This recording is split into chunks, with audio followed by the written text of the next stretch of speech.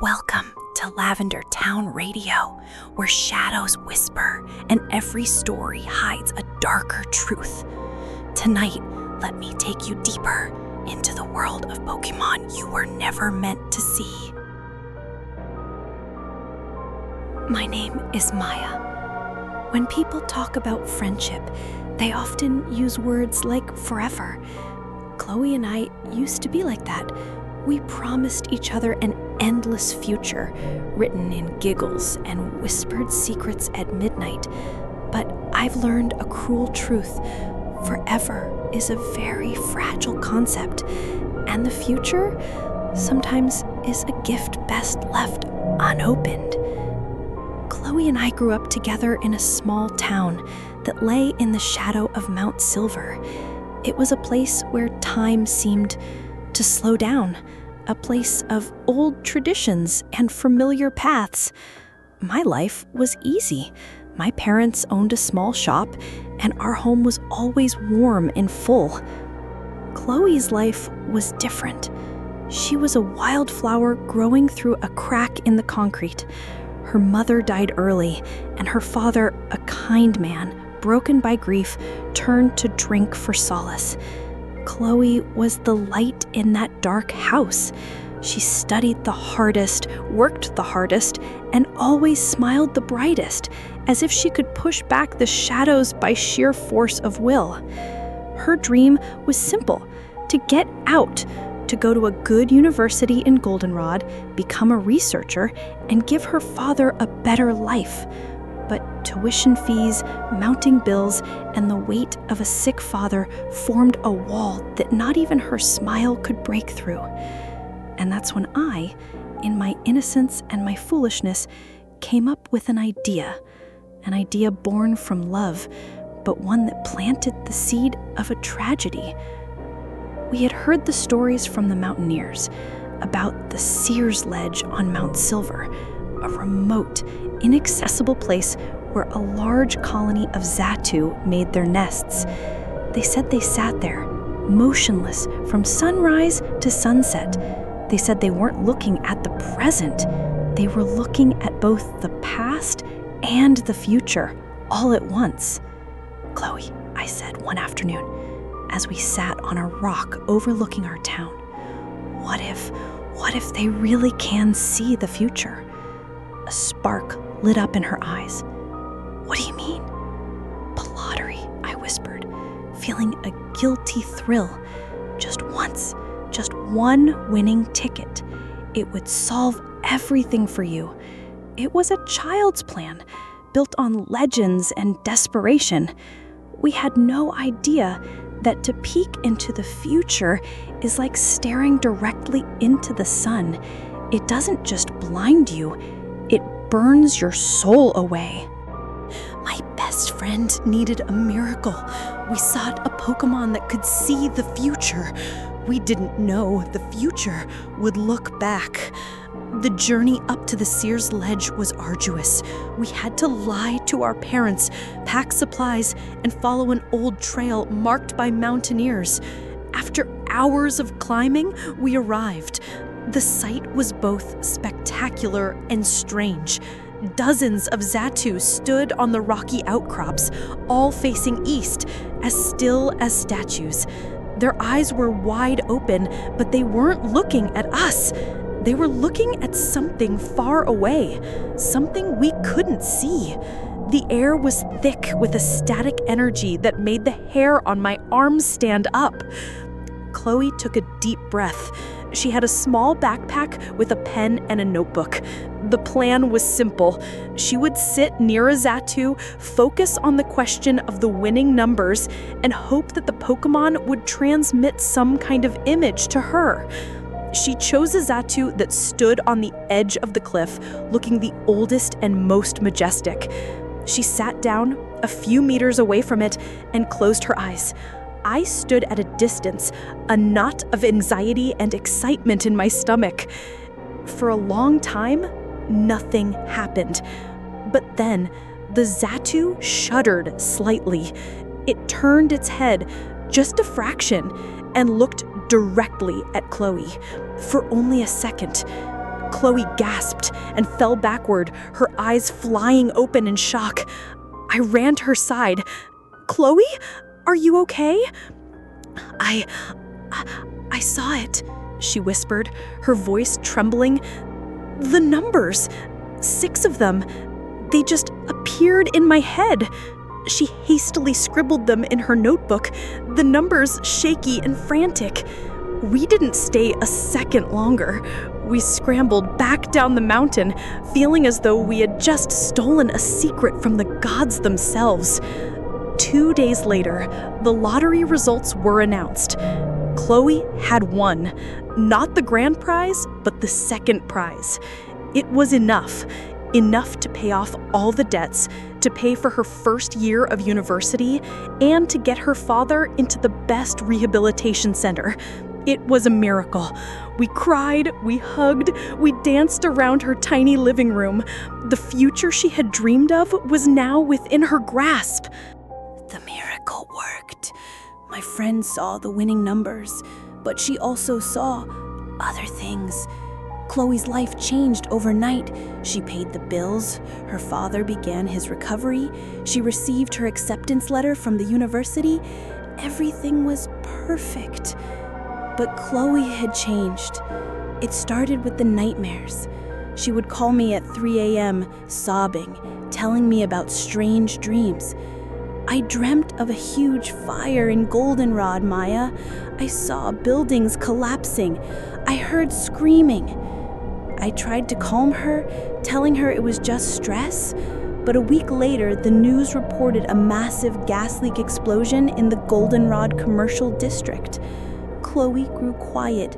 She said, "I saw it," her voice hollow. It didn't stop with dreams. She began to have moments. Sometimes in the middle of a conversation, she would just stop, her eyes staring off into the distance, unfocused. A few seconds later, she would blink and come back, looking confused. "Sorry, I just zoned out." But I knew it wasn't zoning out. Once, we were walking past a construction site. She stopped abruptly, grabbing my arm. "Don't go there," she screamed. A moment later, a section of scaffolding collapsed right where we would have been walking. She wasn't just seeing the future, she was living in it. The blessing had become a curse. She saw small accidents before they happened, a plate about to fall, a child about to trip. But she also saw larger tragedies, car crashes, heart attacks, death. She was trapped in a constant stream of potential tragedy. She became afraid to leave her house. She was terrified of talking to people because sometimes she would see their deaths hanging over them like a dark cloud. She didn't just see the future. She started reliving the past, and it wasn't always her past. If it had only been the future, it would have been bad enough. But Xatu see in both directions. Chloe began to be haunted by the past. Not just her own memories, but the memories of others. Residual echoes left in the places she went.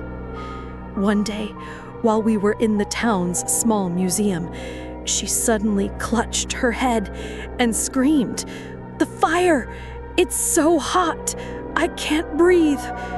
She collapsed, convulsing, yelling about flames and smoke. Later, she explained that she had relived the final moments of someone who died in the burning of the bell tower centuries ago. She could no longer tell whose memories were whose. She would tell me about a summer in Olivine she had never visited, or the pain of a soldier who had fallen in a long-forgotten war. Her mind was becoming a broken radio, picking up signals from every timeline, every life. The quiet of the present, the only place to find peace, had been destroyed. I tried to help. I took her to doctors.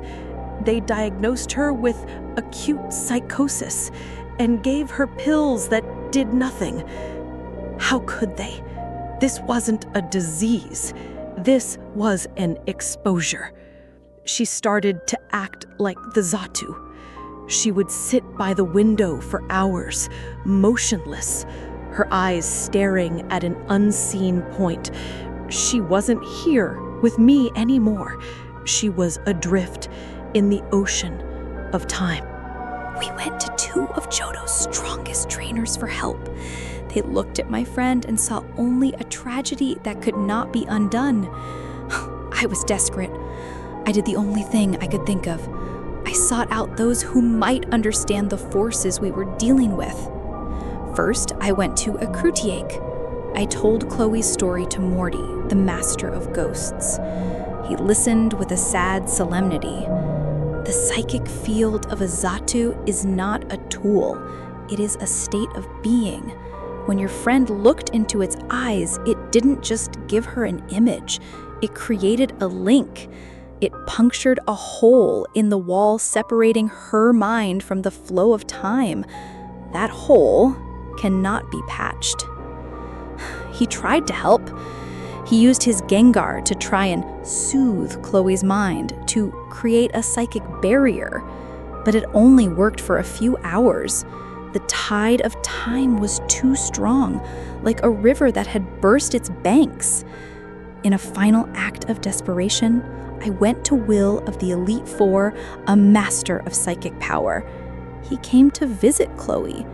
He looked into her vacant eyes, and I saw a shadow of pity cross his usually confident face. Her mind is no longer her own. It has become a crossroads for the past and the future. Every path leads to madness. There is no present to hold on to anymore. Even the Xatu have their colony to share this burden. She is alone. Is there no way? I sobbed. No medicine, no power that can bring her back? Will looked at me, and in his eyes I saw the answer I feared most. Some doors, once opened, can never be closed again. The kindest thing we can do for her now is to give her peace. Our promise of forever ended on a cliffside. I was with her when she went, and I'll be with her until my own end. Chloe's father recovered. He came back from the rehabilitation center a new man, full of hope. But he came home to find his daughter had become an empty shell. The grief of that reality killed him faster than any drink ever could. He died of a heart attack a week later. Chloe didn't even realize her father was gone. I took her from that dark house. I brought her to live with me. I cared for her, bathed her, fed her. Sometimes, in rare, fleeting moments, a flicker of the old Chloe would return. She would look at me and smile. "Maya," she would whisper, and then it would be gone, swallowed by the echoes. One morning, I woke up and she was gone. I knew where she had gone. I found her on the Seer's ledge, where it all began. She wasn't standing at the edge. She was sitting, facing east, as still as the Xatu around her. I sat down beside her. I didn't try to speak. I just took her hand. It was ice cold. We sat there all day in silence. As the sun began to set, she turned to look at me. And this time, it was really her. Her eyes were clear. Her smile was tired, but real. "I see it, Maya," she whispered, her voice faint. "What do you see, Chloe?" I asked, tears streaming down my cheeks. She said, "The end. It's peaceful. There's no past, no future, just stillness." She squeezed my hand. "Thank you for being my friend." And then the light in her eyes faded one last time. A soft breath escaped her lips, and she became still. She didn't jump. She simply stopped, Like the Xatu, she had chosen eternal stillness over the chaos of time. I stayed there with her until the moon rose, holding the cold hand of my best friend. The Xatu around us remained motionless. They say I lost my best friend that day, but the truth is I lost her long ago, on the day we climbed this mountain with a naive dream. I tried to give her a future, but the price was her present. I come to this ledge alone now. I sit among the stone seers, and I look at my own future. A future that stretches on, silent and empty without her laughter. And I understand. The true horror of seeing the future isn't knowing what will happen. It's knowing you will have to live through it alone. The signal fades, but the darkness lingers. This was Lavender Town Radio. Return, if you dare, because the next story may be your last.